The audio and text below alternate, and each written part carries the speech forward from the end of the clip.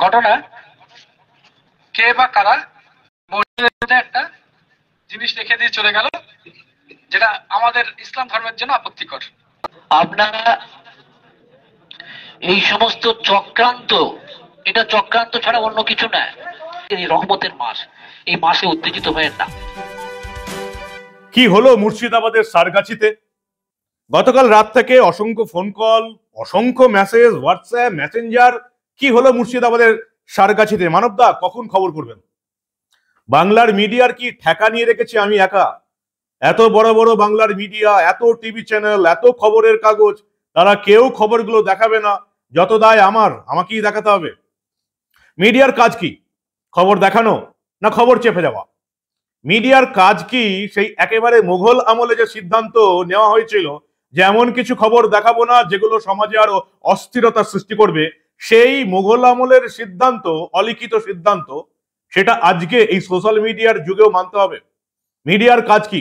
মিডিয়ার কি কাজ সেগুলো এই বাংলার বিখ্যাত সাংবাদিকরা বলতে পারবেন, যারা বড় বড় চ্যানেলে কাজ করেন, বড় বড় মিডিয়ায় কাজ করেন। আমি বড় মিডিয়ায় কাজ করা অনেকদিন আগেই ছেড়ে দিয়েছি।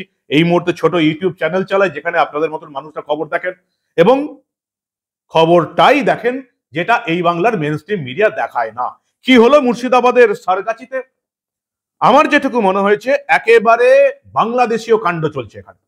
বাংলাদেশে আপনারা দেখেছেন কিভাবে সরস্বতী ঠাকুরের পায়ের তলায় কোরআন রেখে গিয়েছিল। ঝামেলা হলো, হিন্দুদের বাড়ি ঘর ধরে পুড়িয়ে দেওয়া হলো, দোকানপত্র ভাঙচুর হলো, এবং তারপর সিসিটিভির ফুটেজে বাংলাদেশের পুলিশই দেখিয়ে দিল যে একজন মুসলিম ধর্মের মানুষ সরস্বতী পুজোর প্যান্ডেলে ঢুকে কোরআন রেখে দিয়ে যাচ্ছে যাতে ঝামেলা হয়। মুর্শিদাবাদের সারগাছিতে কি সেই একই রকম কাণ্ড হলো? সবটা দেখাবো আপনাদের ঠিক কি হলো। এই গুরুত্বপূর্ণ প্রতিবেদন শেষ অবধি দেখুন। আমি মানব, দ্য নিউজ বাংলায় আপনাদের স্বাগত জানাচ্ছি। ঠিক কি হলো মুর্শিদাবাদের সারগাছিতে?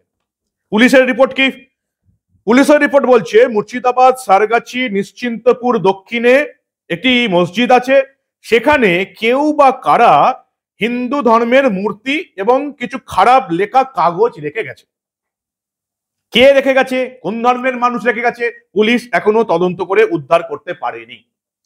অঞ্চলটা কোথায়? মুর্শিদাবাদ সারগাছি নিশ্চিন্তপুর দক্ষিণ, হুমায়ুন কবিরের এলাকা, যেখানে এখন সংখ্যাগুরু মুসলিম, 70% মুসলিম, 30% হিন্দু। হিন্দু ওখানে সংখ্যালঘু, বেশিরভাগটা মুসলিমদের বাসিন্দা, মুসলিম বাসিন্দারাই ওখানে থাকে মুসলিম ধর্মের।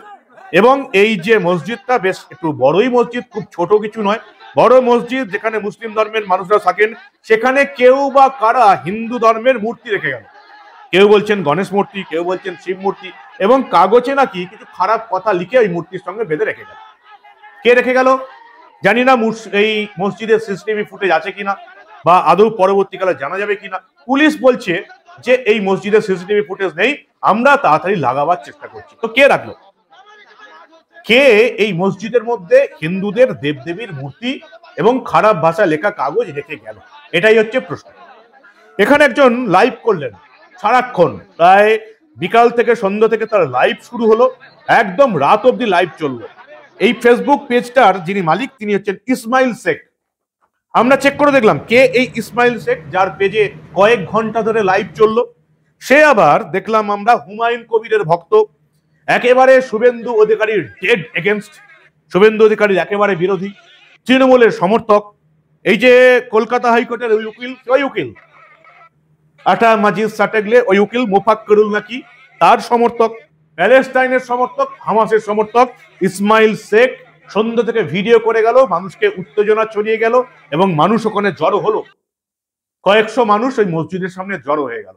তবে এখানে আমি গতকালের ঘটনায় আমি একটা প্রশংসা করব পুলিশ এবং মসজিদ কর্তৃপক্ষের। এই কারণে প্রশংসা করব, তারা অন্তত ওই সময় ক্ষোভটা কিছুটা প্রশমন করতে পেরেছেন।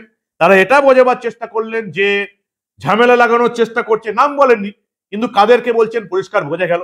ঝামেলা লাগানোর চেষ্টা করছে, আপনারা সাবধান থাকুন, এই ঝামেলায় কাজ করবেন না, এরকম আমাদেরকে অনেকে উস্কানি দিয়ে নিজেদের মধ্যে লড়াই লাগিয়ে দিয়েছে। ভালো লাগলো।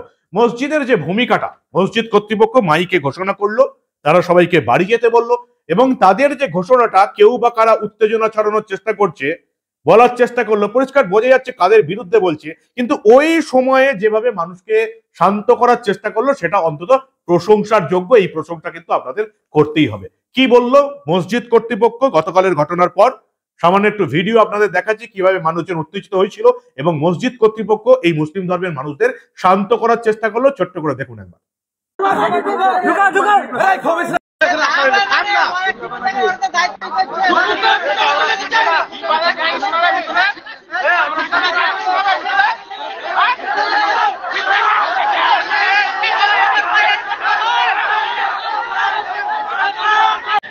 আপনাদের সকলকে মিলিত অনুরোধ করছি, এই সমস্ত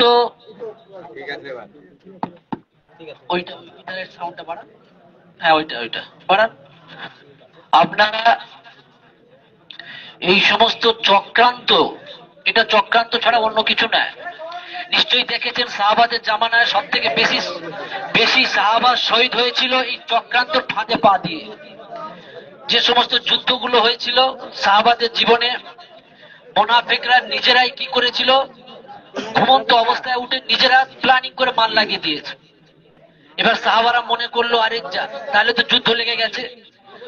ওই আতঙ্কে যেভাবে লড়াই হয়েছে সব থেকে বেশি শহীদ হয়ে গেছে। সেই জন্য আপনাদেরকে বলবো, এটা বিরাট বড় একটা পরিকল্পিত ভাবে চক্রান্ত, আমাদের রমজানকে ভেস্তে দেওয়ার জন্য, ঈদকে সর্বনাশ করার জন্য। আমরা সুখে শান্তিতে পশ্চিমবাংলায় বাস করছি, এর থেকে সুখে শান্তি কোনো অন্য রাজ্যতে নাই, অন্য মুসলিম ডিস্ট্রিক্টেও দেশেও নাই। আমরা যে শান্তিতে আছি সেই শান্তিটা আমাদেরকে বসবাস করতে দেবে না শান্তিতে। এটা চক্রান্ত করে আমাদেরকে উত্তেজিত করছে, আমরা উত্তেজিত হয়ে আগুনে পা দেব, পা আমাদেরই পড়বে। সেই জন্য আমাদের বুদ্ধিতে, আইনের কলমের খোঁজাতে আমাদেরকে লড়াই করতে হবে। সেই জন্য বলবো, আইসি সাহেব খুব সুন্দরভাবে আমাদের সঙ্গে উনি পরিস্থিতির উপরে করে যেভাবে আমাদের পাশে থাকছেন এবং পরিস্থিতিটাকে পর্যবেক্ষণ করে তার ব্যাপারে কড়া পদক্ষেপ নিচ্ছেন।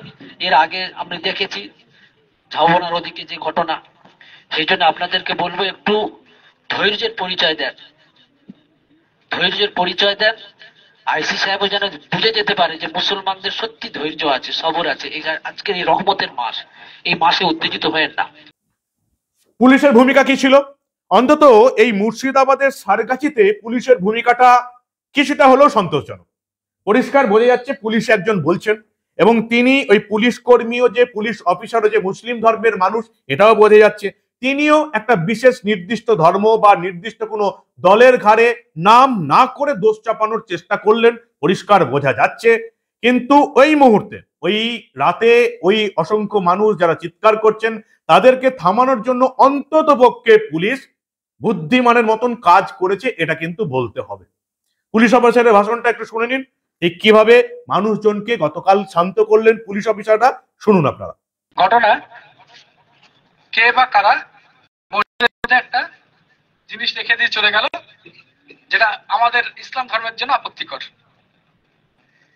তো যে রেখেছে বা যারা রেখেছে তারা পরিষ্কার যে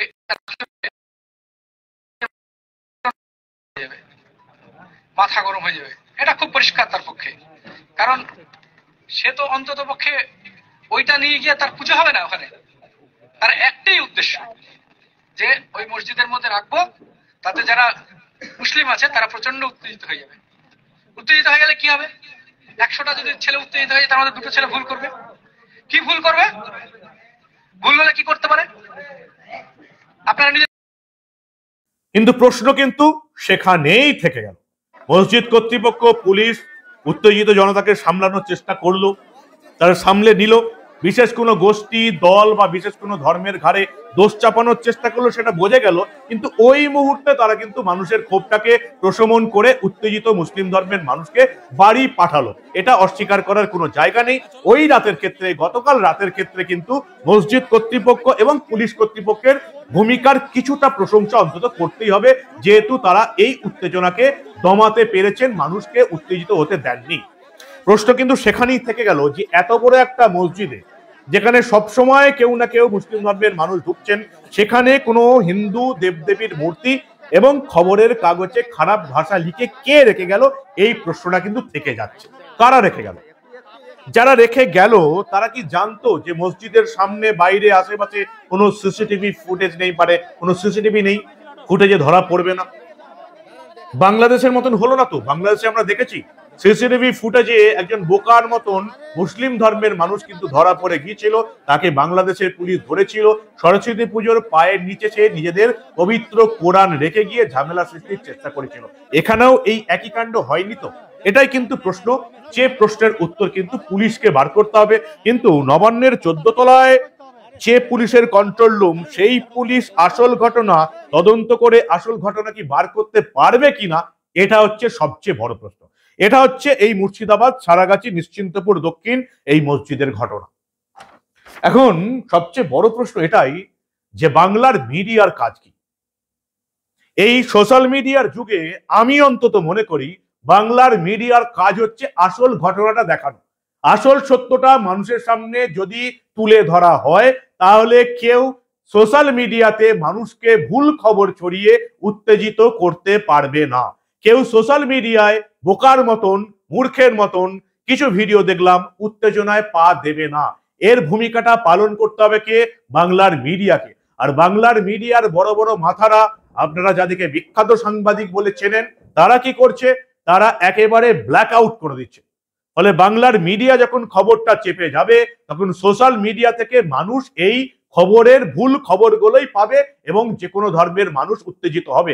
এর প্রধান কারণ, প্রধান দায়িত্ব হচ্ছে বাংলার মিডিয়া, যে মিডিয়াটাকে বাংলার রাজনৈতিক দলগুলো, শাসক দলগুলোকে একেবারে টাকা ছড়িয়ে কিনে নিয়েছে। ফলে তারা আসল সত্যটা বলার সাহসই পায় না।